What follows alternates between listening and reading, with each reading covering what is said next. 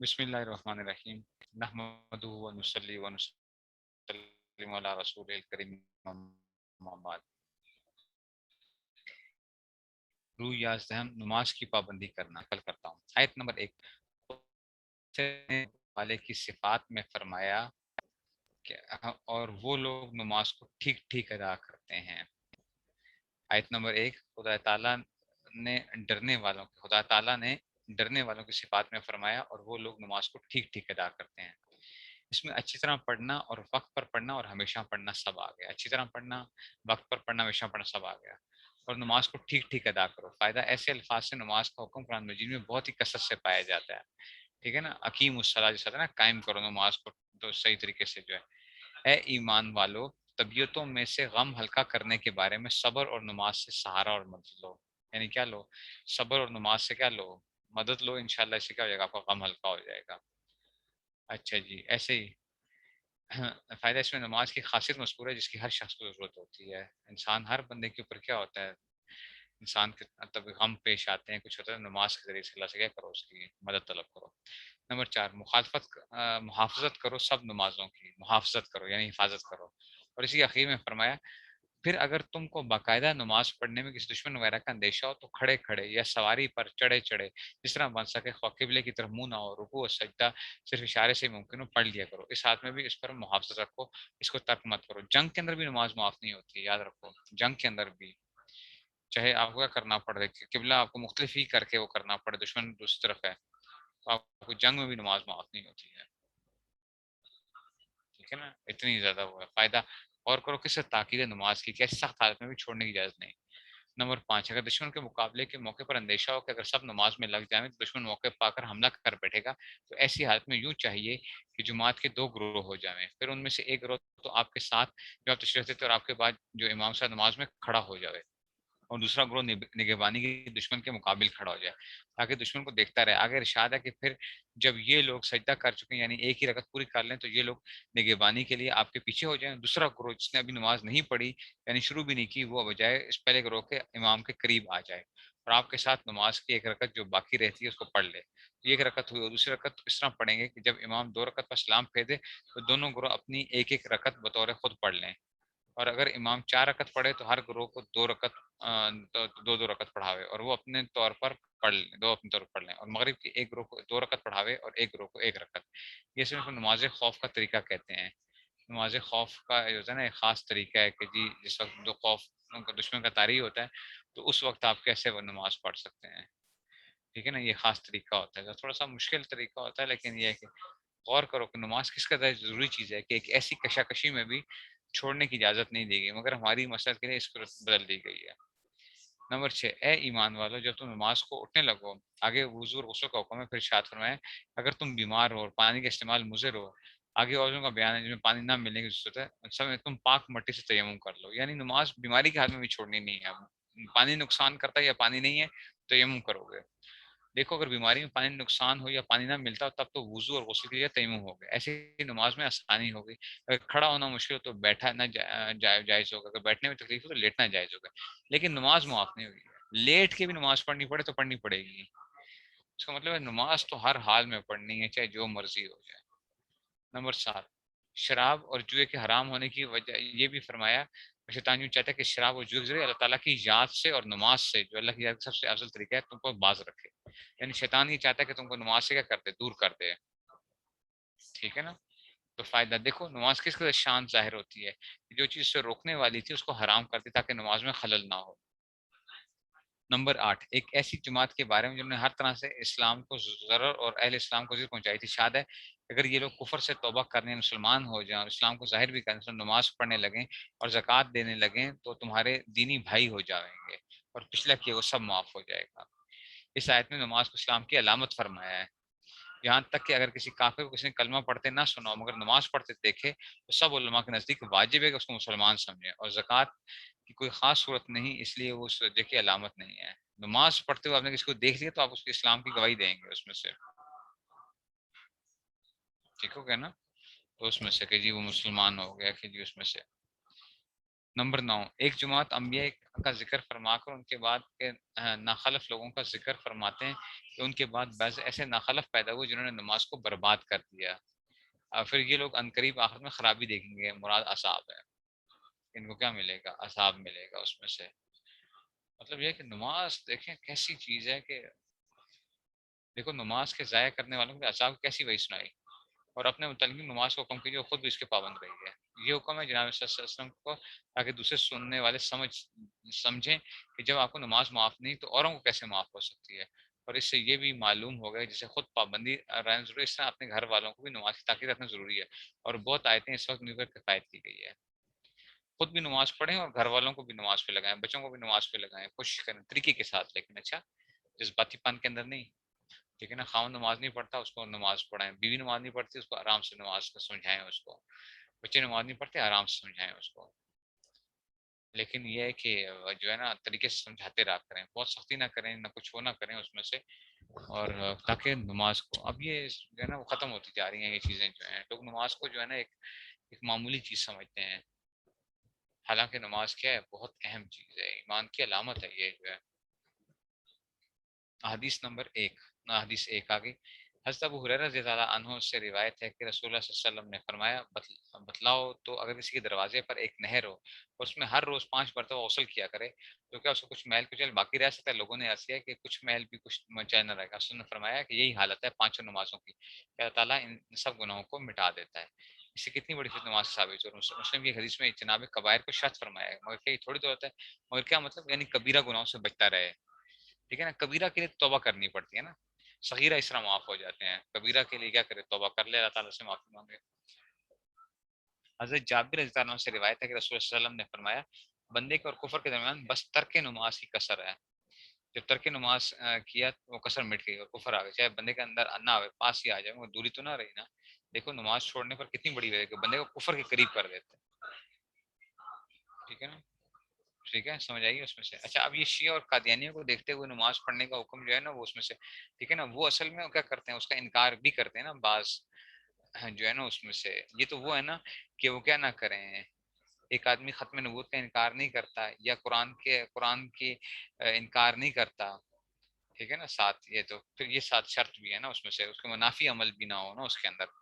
नमाज पढ़ना तो यही था कि मिसाल के तौर पर एक काफिर है और उसे वो क्या कर रहा है, वो नमाज पढ़ रहा है लेकिन वो उसके इस्लाम के मुनाफी कोई और अमल नहीं कर रहा, तो अब इस पे क्या इस्लाम का हुक्म लगेगा।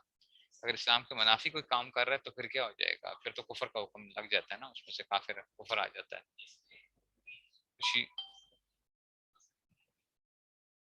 नंबर 3, हज़रत अब्दुर्रहमान बिन अमर बिन आस रज़ी अल्लाह अन्हुमा से रिवायत है कि नबी सल्लल्लाहु अलैहि वसल्लम ने एक रोज़ नमाज का जिक्र फरमाया और इरशाद फरमाया कि जो शख्स इस पर मुहाफ़ज़त रखे वो क़यामत के रोज़ उसके लिए रोशनी और दस्तावेज़ और नजात होगी, और जो शख्स पर मुहाफ़ज़त ना करे उसकी न रोशनी होगी, ना दस्तावेज़ और ना नजात। और वो शख्स क़यामत के दिन कारून और फ़िरौन और हामान और उबई बिन खल्फ़ के साथ होगा।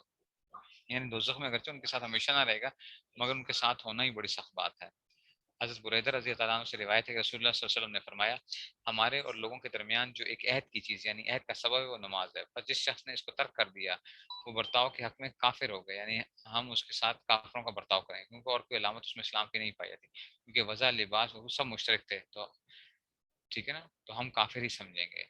इससे ये जो साबित हो कि तर्क नमाज भी एक अलामत है कुफर की, वो कोई दूसरी इस्लामी अलामत होने से तर्क नमाज से काफिर ना समझे, और कुफर किसी अलामत इख्तियार करना क्या थोड़ी बात है।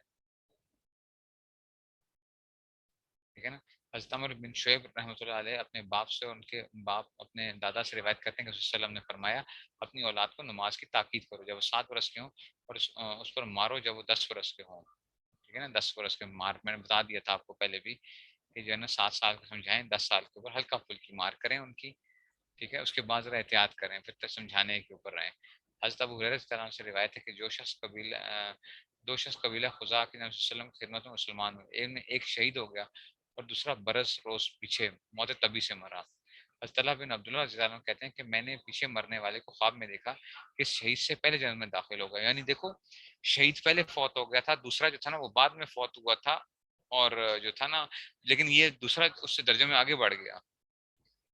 तो कहते हैं मैंने जन्म दान, तो मुझको बहुत ताज्जुब हुआ, सुबह को मैंने उसके नाम से जिक्र किया, वसल्लम ने फरमाया क्या इस मरने वाले ने उस शहीद के बाद रमजान के रोजे नहीं रखे? اور برس روز تک ہزاروں رکعتیں پڑھی، اگر صرف واجب سنت موقع ہی لی جائیں تو 10,000 رکعت کے قریب بنتی ہیں، اس لیے وہ شہید سے بڑھ گیا. تو نیکی شہادت سے بھی بڑھا دیتی ہے انسان کو. لمبی عمر ہونا اس لیے کیا ہے، بڑی سعادت کی علامت ہے. اچھا، لمبی عمر ہونا، اللہ تعالیٰ کسی کو لمبی عمر دیں اور وہ نیکی کرتا ہو تو یہ کیا ہے، یہ تو بڑی اچھی بات ہے، درجے بلند ہو جاتے ہیں. ابن ماجہ اور ابن حبان نے اتنا اور زیادہ روایت کی کہ حضرت صلی اللہ علیہ وسلم نے فرمایا ان دونوں کے درجے میں اتنا فرق ہے کہ آسمان اور زمین کے فاصلے سے بھی زیادہ. اور ظاہر کے زیادہ دخل اس وجہ میں نماز ہی کو ہے. رسول اللہ نے اسی کثرت کا بیان فرمایا تو نماز ایسی چیز ٹھہری کہ اس کی وجہ شہید سے بھی بڑا درجہ مل جاتا ہے. سوچو ذرا. آج جابر بن عبداللہ رضی اللہ عنہ سے روایت ہے کہ نبی صلی اللہ علیہ وسلم سے روایت کرتے ہیں کہ آپ نے فرمایا جنت کی کنجی نماز ہے. نماز ہی کا نام لینا صاف بتلا رہا ہے کہ سب عبادت سے بڑھ کر جنت میں لے جانے والی ہے. حضرت اللہ بن کرت رضی اللہ عنہ سے روایت ہے کہ وسلم نے فرمایا سب سے اول جس چیز کا بندے سے قیامت میں حساب ہوگا وہ نماز ہے. اگر وہ ٹھیک اتری تو اس کے سارے عمل ٹھیک اتریں گے، اگر وہ خراب نکلی تو اس کے سارے عمل خراب نکلیں گے. معلوم ہوتا ہے کہ نماز کی برکت سب عبادات میں اثر کرتی ہے.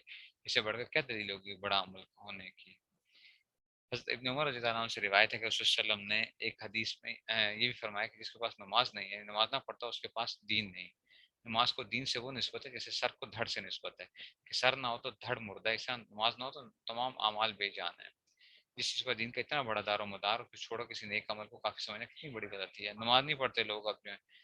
حضرت حنزلہ رضی اللہ عنہ اچھا جی، کاتب سے روایت ہے کہ میں نے صلی اللہ علیہ وسلم سے سنا فرماتے ہیں جو شخص پانچوں نمازوں کی محافظت کرے، یعنی رکوع کی بھی، ان کے سجدے کی بھی، اور ان کی ان وقتوں کی بھی، تو اور اس کا اعتقاد رکھے کہ سب نمازیں اللہ تعالیٰ کی طرف سے حق ہیں، تو وہ جنت میں داخل ہوگا. یا فرمایا کہ جنت اس کے لیے واجب ہوگی، یا یہ فرمایا کہ وہ دوزخ پر حرام ہو جائے گا. یہ حدیثیں ترغیب میں آئے. یہ 10 آیتیں 10 حدیثیں سب مل کر 20 ہوئی. اب سوال اتنی حدیثیں اتنی سن کر نماز کی پابندی نہ کرو گے؟ مطلب ہے کہ نماز کیا کرنی چاہیے، پڑھنی چاہیے انسان کو. اچھا جی، اب آگے جی روح دوازدہم 12ویں آگے مسجد بنانا. اس میں اس کے بنانے میں مدد ہم مال سے یا جان سے، اور اس کے لیے زمین دینا، اس کی ٹوٹ پھوٹ کی مرمت کرنا سب آ گیا. دیکھو مسجد بنانا کے اندر یا تو دیکھو مال دیے، خود کام کیا مسجد کے اندر جا کے، زمین دے دی یا مرمت کروا دی، سب شامل ہے مسجد بنانا. اور اس کے حقوق ادا کرنا، ان کے حقوق سب باتیں آ گئی. یعنی اس حقوق کے ہیں مسجد کے اندر نماز پڑھنا، خاص کر جماعت کے ساتھ، اس کو صاف رکھنا. اچھا جی، ادب کرنا، اس کی خدمت کرنا مسجد میں، وہاں کثرت سے حاضر رہنا.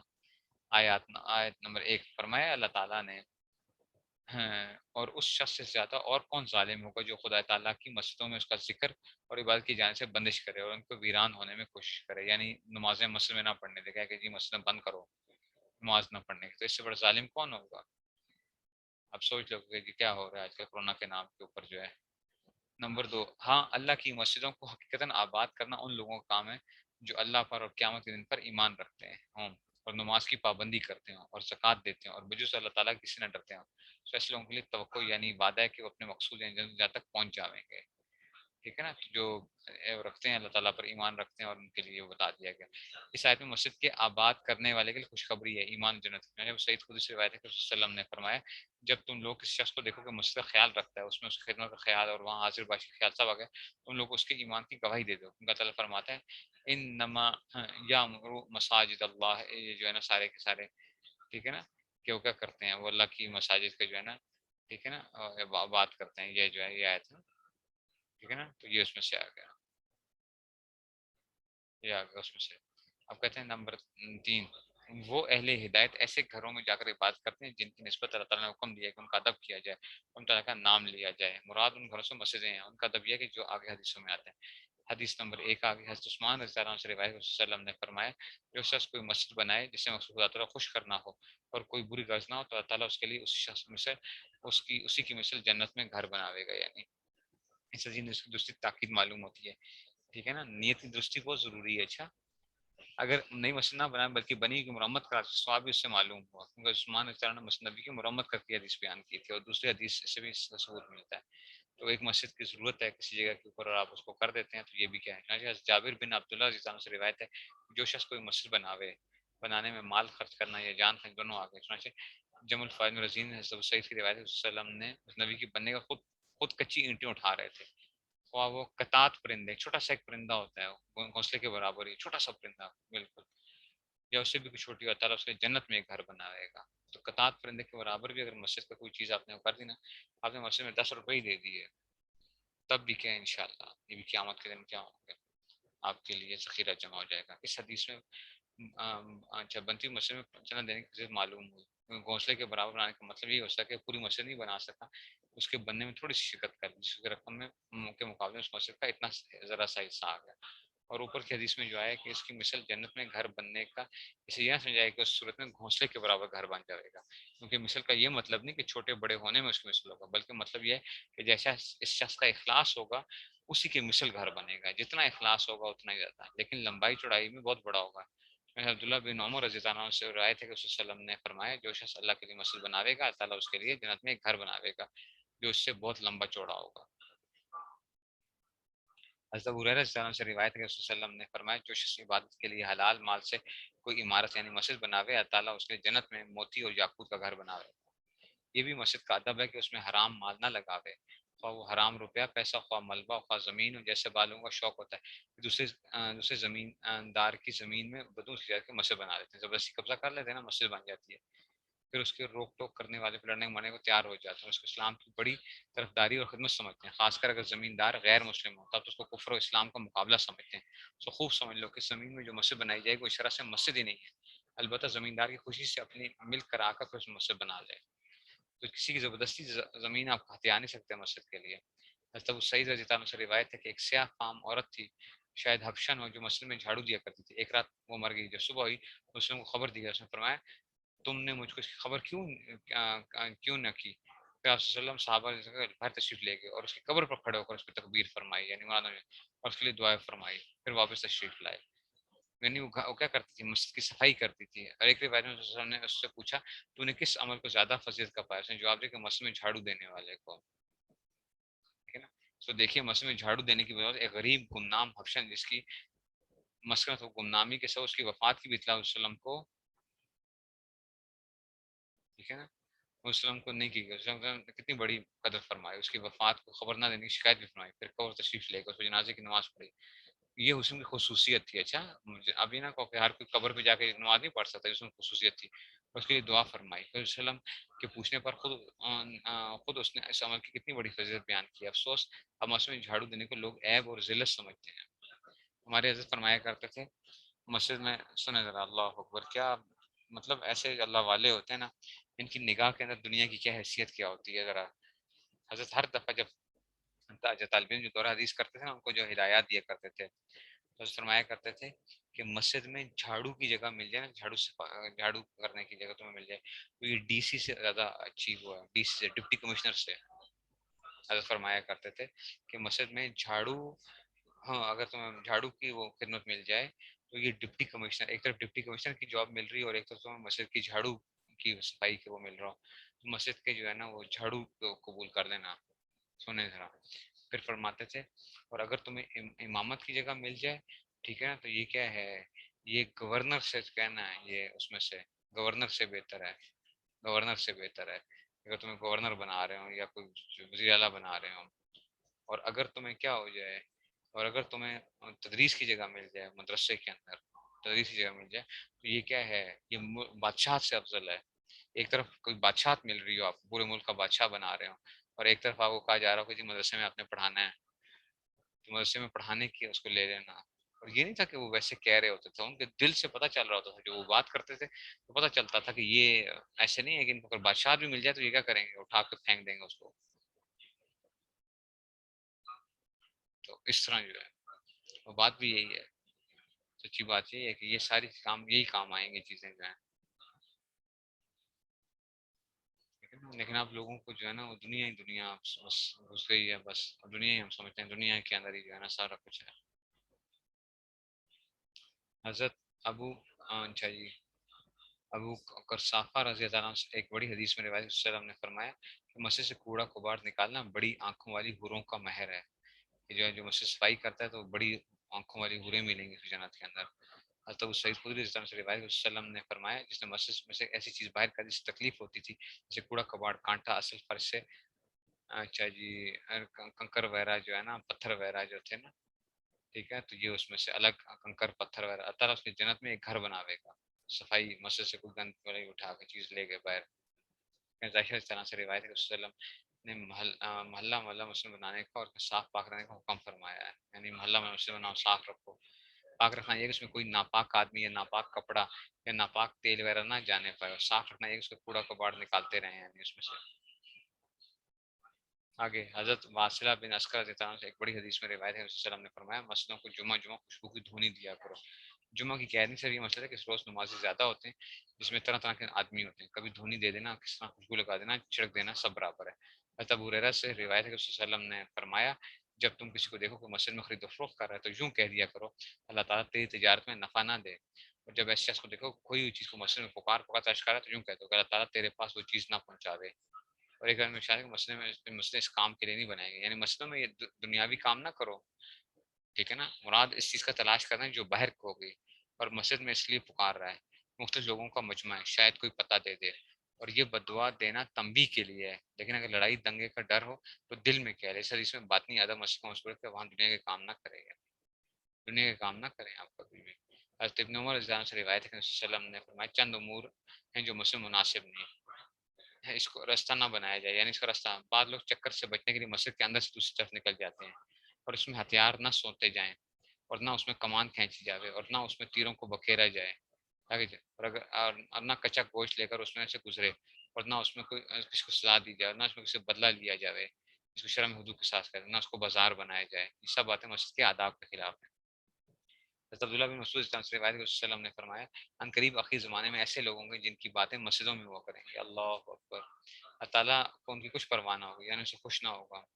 دنیا کی باتیں کرنا مسجد کی بے ادبی ہے. دنیا کی باتیں ابھی بھی دیکھیں نا، دنیا آتی ہے مسجدوں کے اندر کیا کر رہے ہوتے ہیں، اپنا باتیں، ساری دنیا کی باتیں مسجد کے اندر ہو رہی ہوتی ہیں. خدا کے بندوں، مسجد اس لیے تو نہیں ہے کہ آپ کیا کر رہے ہو، اس کو دنیا کے لیے کیوں بنا رہے ہو.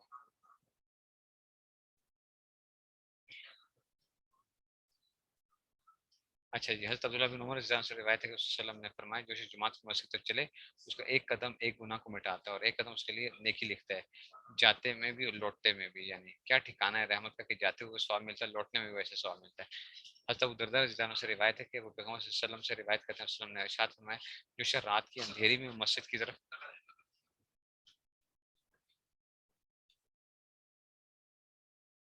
جی جو تو آگے کہ جی جو شخص رات کی اندھیری مسجد چلے اللہ تعالیٰ قیامت کے روز نور کے ساتھ ملے گا. حضرت ابو ہریرہ سے روایت ہے میں صلی اللہ علیہ وسلم سے سنا 7 آدمیوں کو اللہ تعالیٰ اپنے سائے میں جگہ دے گا جو سوائے اس کے سائے کو کوئی سایہ نہ ہوگا. ان میں سے ایک شخص وہ بھی ہے جس کا دل مسجد میں لگا رہتا ہو. اللہ اکبر.